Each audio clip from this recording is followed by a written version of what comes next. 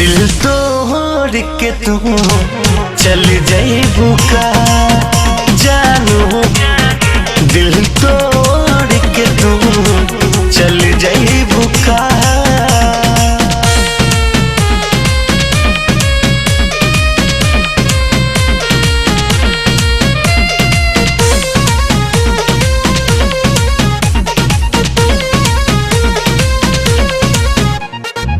तोहरा बिना हम जियब कैसे, दिल के दर्दिया साहब कैसे, जेकरा के जान हम मानीला बेवफाओं के कहब कैसे।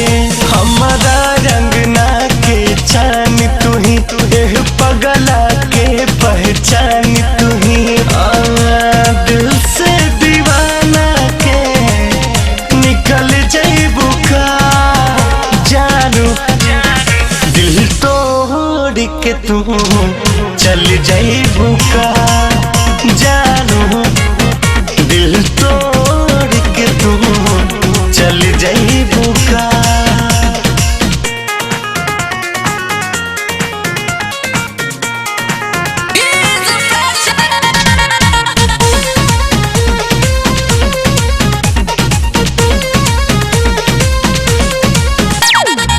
बहिया छोड़ा के न जइहा हो, वादा जी कैलू निभइहा हो, पंकज रितेश के कसम बाटे है, प्यार में दाग न लगइहा हो।